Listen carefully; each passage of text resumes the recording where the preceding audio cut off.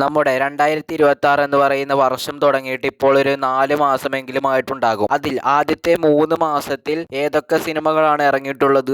ഈ 3 മാസം കൊണ്ട് നമ്മുടെ ഇൻഡസ്ട്രി ഡൗൺ ആയിട്ടാണോ പോയിക്കൊണ്ട് നിൽക്കുന്നത്, അതോ ഉയരത്തിലാണോ പോയിക്കൊണ്ട് നിൽക്കുന്നതെന്നും നമ്മൾ ഈ വീഡിയോയിലൂടെ നോക്കുന്നതായിരിക്കും. അപ്പോൾ ഈ വീഡിയോ നിങ്ങൾ ആദ്യം മുതൽ അവസാനം വരെ തന്നെ കാണാൻ ശ്രമിക്കുക. അപ്പോൾ നേരെ വീഡിയോയിലേക്ക് പോകാം.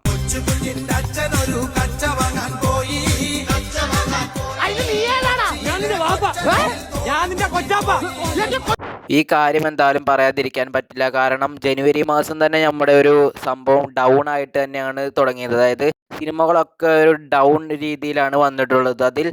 ഇതിൽ ജനുവരി മാസം ഇറങ്ങിയ എല്ലാ സിനിമകളൊന്നും ഈ വീഡിയോയിലൂടെ പറയുന്നില്ല. കാരണം ചെറിയ ഹിറ്റുകളായ സിനിമകൾ, അതായത് 2 സിനിമകൾ മാത്രമേ ജനുവരിയിൽ ഹിറ്റായിട്ടുള്ളൂ. അതിലൊന്ന് ചത്താപച്ചയും അതുപോലെ തന്നെ പ്രകമ്പനവും. അതിൽ ചത്താപച്ച എന്ന സിനിമ എന്ന് പറയുന്നത് ജസ്റ്റ് ഹിറ്റാണ്.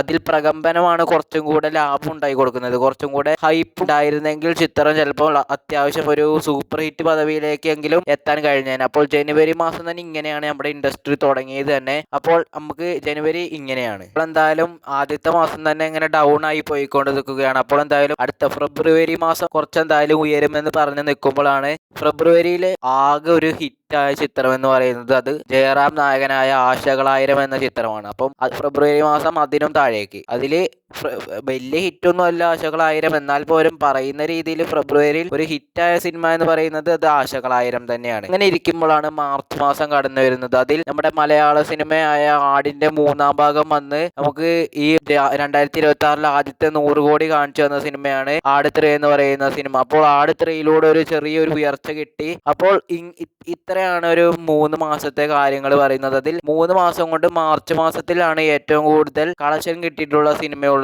അത് ആട് 3 തന്നെയാണ്. പിന്നെ പറയാനുള്ളത് ഫെബ്രുവരി മാസത്തെ അനാലിസിസ് കൊണ്ട് അടുത്ത വീഡിയോയിലൂടെ വരുന്നതായിരിക്കും. ഹാഷിറിന്റെയും ടീമിന്റെയും ഒരു വലിയ കളക്ഷൻ റെക്കോർഡും കാര്യങ്ങളൊക്കെ അറിയാൻ ഏപ്രിൽ മെയ് മാസത്തെ അനാലിസിസ് വീഡിയോയ്ക്ക് വേണ്ടി കാത്തിരിക്കൂ. അപ്പോൾ എന്തായാലും ഈ വീഡിയോ ഇഷ്ടപ്പെട്ടാൽ ലൈക്ക് ചെയ്യുക, ഷെയർ ചെയ്യുക, സബ്സ്ക്രൈബ് ചെയ്യുക. പുതിയൊരു വീഡിയോ കാണുന്നവരേക്കും എല്ലാവർക്കും ബൈ ബൈ.